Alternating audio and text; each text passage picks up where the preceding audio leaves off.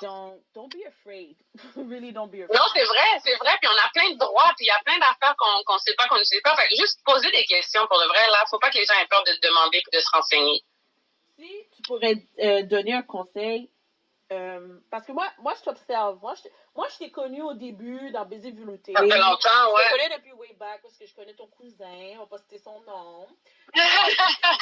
Une de tes amies, partenaires, je crois bien aussi, je la connais. Donc, j'ai quelques questions. Who's Tracy again? Au niveau fashion, aurais-tu une compagnie, une marque ou une personne que tu nous référerais qui reflète ton style? Qu'une personne te dise, tu sais quoi, elle là, j'aime comment qu'elle s'habille. Est-ce qu'il y aurait une compagnie à Montréal que tu pourrais dire, écoute, cette femme-là, j'aime comment qu'elle donne du service à la clientèle, j'aime comment qu'elle fait ses suivis avec ses clients, elle a des produits à prix abordables, puis c'est vraiment des styles limités. Exemple. T'as des bonnes questions pour moi, toi? Yeah, I'm ready for you, girl. Oh là là. Moi, j'aime pas porter ce que tout le monde porte. J'aime pas...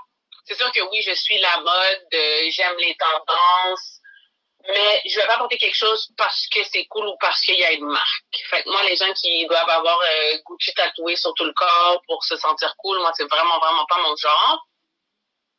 Au contraire, j'aime les petites boutiques particulières. Fait que j'aime aller sur Saint-Denis dans les petits magasins locaux où, je sais pas là, d'où ils font importer leurs vêtements.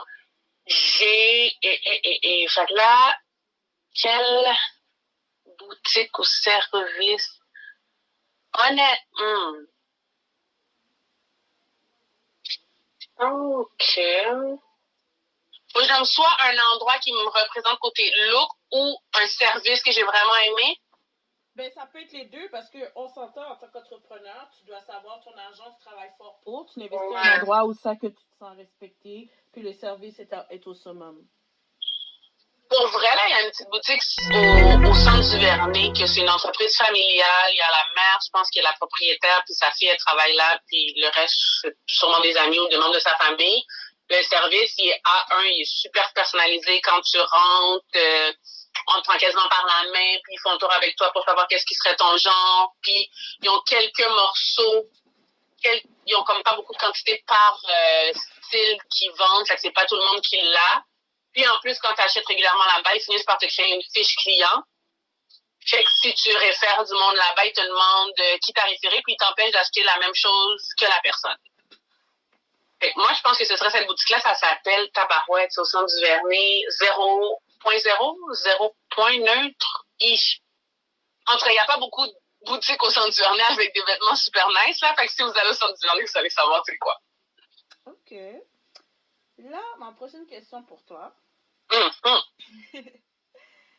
Ça serait, selon toi, une personne qui est déjà entrepreneur ou qui aimerait devenir entrepreneur, s'il y aurait 3 cours que tu devrais, un des 3 cours que je vais te mentionner qu'ils devraient prendre pour pouvoir, comment je pourrais dire, perfectionner, améliorer leurs connaissances, leur passion, leur talent est là, c'est juste qu'ils n'ont pas l'équipe ou ils n'ont pas la connaissance nécessaire de la réalité derrière la passion. Parce que quelqu'un peut être passionné, mais il ne connaît rien sur les chiffres comptables, ne connaît rien sur toutes les autres choses qui sont extrêmement importantes. Donc, s'il y aurait le cours de marketing, le cours socio-économique, que ce soit macro ou microéconomique, et le 3e cours, ça aurait été gestion commerciale. Lequel des 3 aurais-tu suggéré à l'entrepreneur ou le futur entrepreneur qui aurait besoin d'encouragement, pas d'encouragement, mais de formation? C'est soit marketing, gestion... C'est quoi tu m'as dit ensuite? Gestion commerciale. Puis le 3e? Socio-économique, micro et macro.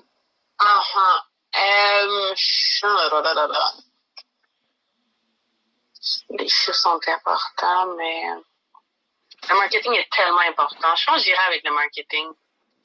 Marketing? Ouais. Marketing, ça serait le meilleur que tu suggérerais qu'on devrait... Moi, j'irai avec marketing. OK. Juste un instant. Donc, tu dis marketing, ça serait le cours qu'ils devraient suivre. Pourrais-tu simplement m'éclaircir le pourquoi marketing serait de quoi qu'on devrait prioriser au lieu de la gestion commerciale? Marketing, pour moi, écoute, je ne suis pas expert dans tous les domaines, mais je sais que toute entreprise, tout produit, tout service doit se faire connaître. Si tu ne te fais pas connaître, personne t'achète, personne n'a besoin de toi. Fait les stratégies pour attirer les nouveaux clients, pour fidéliser tes clients, pour moi, selon moi, c'est vraiment primordial là, parce que c'est tes ventes qui font que ta business fonctionne. C'est sûr que les coûts sont importants, les chiffres, il faut que tu connaisses tes coûts de revient, etc. Mais une fois que toute la base est là, le marketing, c'est qu'il faut continuellement que tu travailles là-dessus. Tu en as toujours besoin. Il faut que tu gardes tes clients en haleine. Fait que, selon moi, c'est vraiment la chose la plus importante. Donc, le cours de marketing primordial pour savoir comment positionner son produit, comment vendre ses services, comment faire connaître les services à ses clients. Donc, l'aspect visuel est beaucoup plus important que... Comment je peux dire? Parce que là, toi, en passant, Tracy, c'est Cuisine Volupté, just a little reminder. Elle est dans le domaine de la service catering, service traiteur, catering services. Elle fait des gâteaux aussi. Elle fait des gâteaux aussi, gâteaux standards jusqu'à personnaliser. Donc, elle a son équipe. J'ai vu dernièrement, tu avais fait des stages. Pas des stages, mais des personnes qui étaient intéressées en espérant travailler chez Cuisine Volupté. J'ai tellement aimé ça. Je dis, wow, l'initiative, ouvrir la porte à d'autres, c'est ça le succès, moi, selon moi. C'est comme ton secret, tu le partages avec tout le monde, puis tout le monde réussit. C'est comme tout le monde peut réussir. So, I like that. For real. Round of applause for y'all. J'apprécie beaucoup. Donc, dans cette optique-là, on parlait de certaines choses en groupe, là. Puis donne-moi ton opinion là-dessus. On peut voir un gâteau qui est beau. C'est vraiment beau. OK? Versus un gâteau qui il mériterait un peu de perfectionnement sur la leur. OK? Mais le goût est là. On sait on a plusieurs types de clientèle. Tu as le clientèle qui se base pas juste à l'ouïe, qui va dire, c'est quelque chose que je veux manger, j'aimerais déguster. T'en as d'autres que, moi, je m'en fous, je veux que le gâteau soit super beau parce que pour l'allure, pour mes invités, quand ils vont venir, ils vont voir que j'ai un beau gâteau. Puis ça s'arrête là. Ils s'en foutent que le gâteau goûte rien. Okay?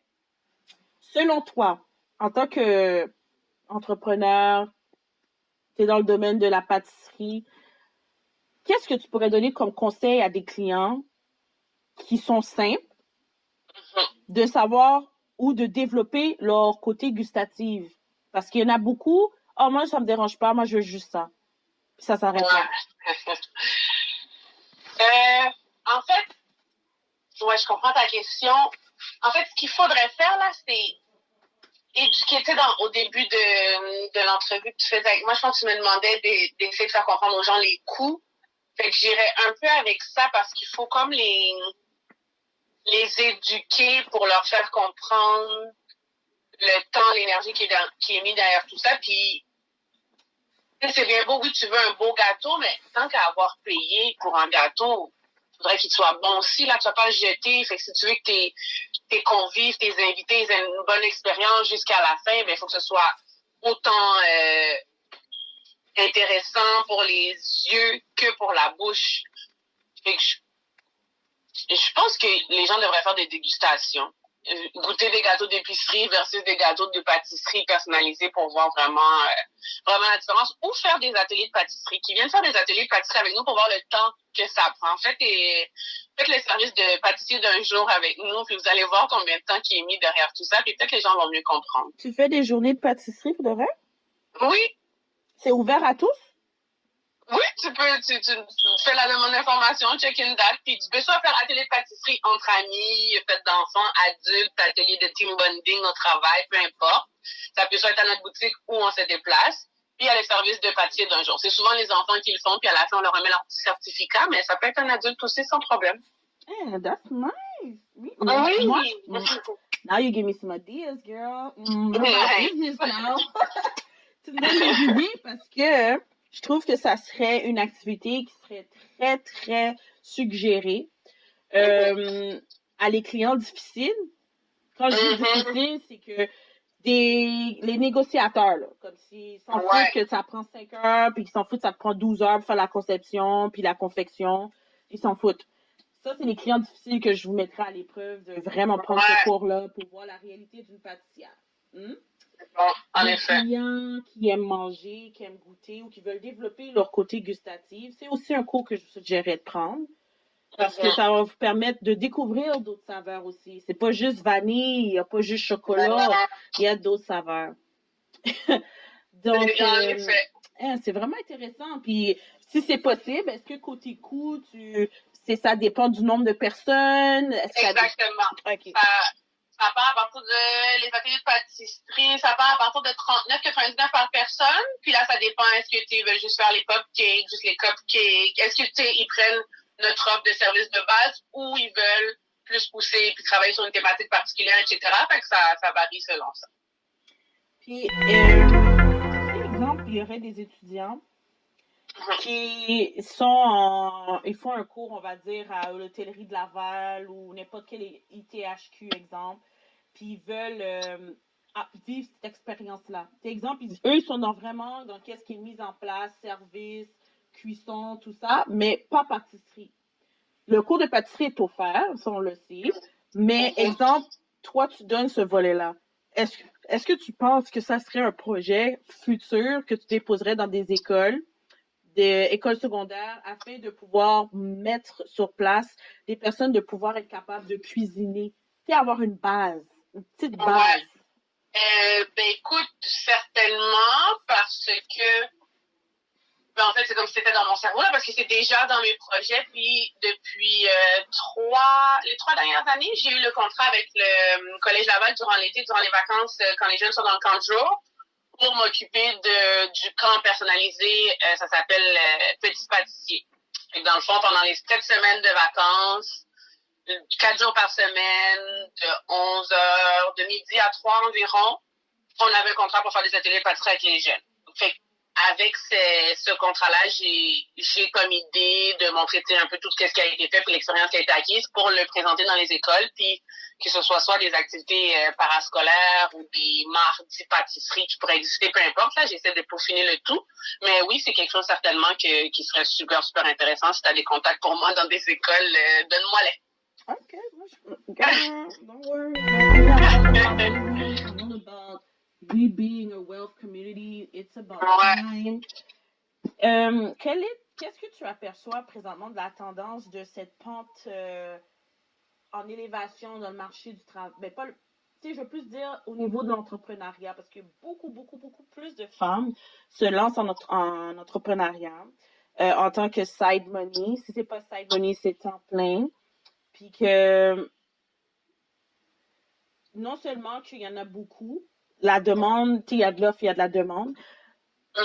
Est-ce que tu suggérais que tout le monde, même si on l'a appris dans le cours de d'entrepreneuriat et lancement d'entreprise, il faut connaître le prix du marché. Selon toi, est-ce que ça serait de quoi qu'on devrait suivre à la lettre dès le début ou sinon graduellement faire son nom, puis tout dépendant du nombre et tout dépendant de l'événement, tout dépendant du type de clientèle qu'on devrait ajuster nos prix? Je pense que c'est sûr qu'en commençant, c'est normal d'essayer de pénétrer le marché puis de faire des super aubaines tout en respectant quand même tes coûts de base pour pas que tu sois dans le rouge. Puis aussi, ça dépend. Moi, j'ai commencé dans le sous-sol de chez mes parents. J'avais pas d'employés à payer, d'hydro à payer, puis de local à payer. Fait que les prix étaient plus bas à ce moment-là. Mais c'est ça qui tue aussi en même temps quand il y a des gens qui, forever, ils sont à moitié entrepreneurs puis ils font les trucs de chez eux. Fait que leurs prix sont toujours plus bas. Donc, nous, ça nous fait de la grosse compétition quand que la personne fait le gâteau de chez elle puis qu'il y a $200 de moins. Mais sinon, après ça, une fois que t'as vraiment une adresse commerciale ou que, je sais pas, là, t'es rendu au stade que tu veux être, oui, c'est vraiment important de connaître sa compétition, de connaître leur prix, de savoir est-ce que t'es la même chose, moins que, plus que, pourquoi t'es plus que, puis c'est correct que tes prix soient plus, mais il faut juste que tu sois capable de l'expliquer. Il faut que tu fasses